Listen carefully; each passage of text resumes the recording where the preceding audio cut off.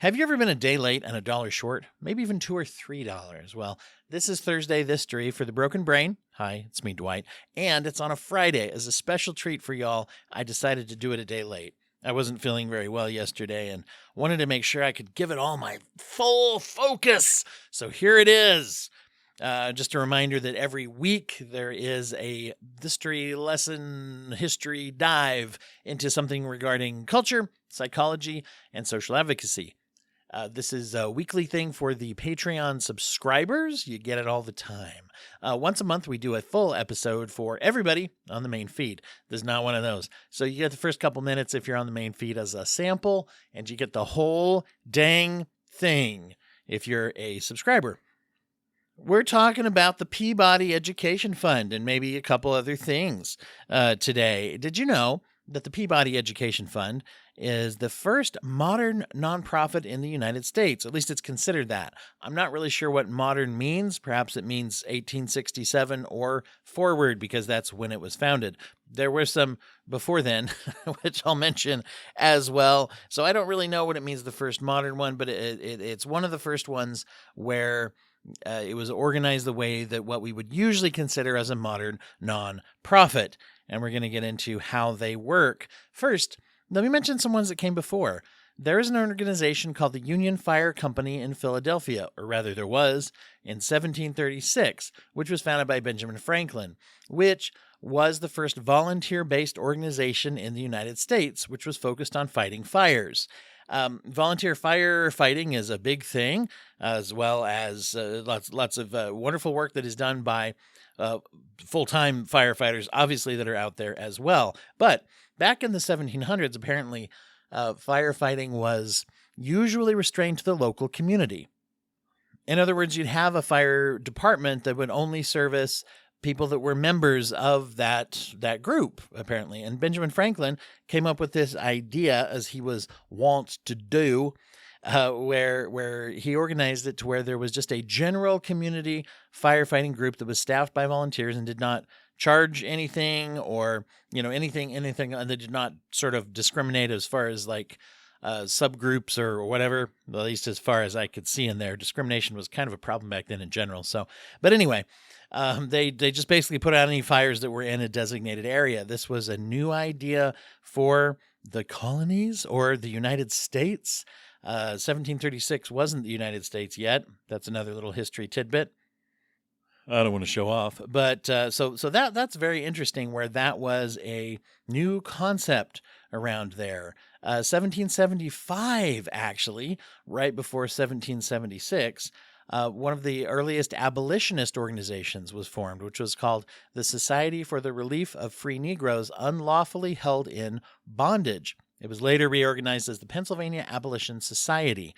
It's considered one of the first social advocacy organizations in the United States, although it did not have the organizational structure of a modern nonprofit, in particular, some of the tax-exempt status, which did not exist at the time and would not exist until much later. So there were, and if you could go back in time, there are always people who have donated their time and energy to worthy causes. And that organization in general, or in specific that I just mentioned, the Pennsylvania Abolition Society, would definitely be worth a history episode again. So we may go into that again soon. There was some really cool stuff going on with the abolitionist movement back at that time, and we should get into that. So let's get into George Peabody, that is. George Peabody is often referred to as the father of modern philanthropy. He was the first American who was known first and foremost for charitable giving. Before he went into that, he was what's called a merchant banker. And as he went throughout his lifetime, he amassed a fortune or a worth of $16 million, which, back then was worth a lot more even than it is now. I don't know that anybody listening to this would turn up their nose at $16 million, but it is estimated that he gave 50% of that, or $8 million over the course of his life, to charity and helping people in one way or another. So that's 50%. Think of being super wealthy and giving 50% of your overall lifetime net worth to charity. we see that reflected not much. I don't know anyone who, especially well-known, there are many well-known philanthropists. We do hear some stories of charitable giving, and so I don't want to diminish that, but 50% of one's net worth, I think that even today, that is nothing to be sneezed at. That's antihistamine money, as Bullwinkle once said on an episode of the Rocky and Bullwinkle Show. Not to be sneezed at. Super funny, and it was in my head anyway because Mr. Peabody is a character on on Bullwinkle and Rocky, where he invented the Wayback Machine, where he and his pet boy Sherman would travel back in time and have adventures. So far as I've been able to discern, Mr. Peabody, the dog, is not related to George Peabody. That's part of the sample, guys. That'll make you go to the Patreon. But George Peabody was born in 1795 to a family of 8 children. He was the third one in Massachusetts. They were of rather indigent circumstances, and due to their poverty, they were only able to afford about 4 years of schooling for young George. And when he was 11, he became an apprentice at a general store. Now, when he was only 16, his father died, and due to the oppressive poverty and debt, everything had to be sold to balance the books, so to speak. And then they were basically homeless. And George and his older brothers had to feed, house, and clothe their younger sisters and their mother. This is, the disproportionate abilities to work and opportunities back at that time.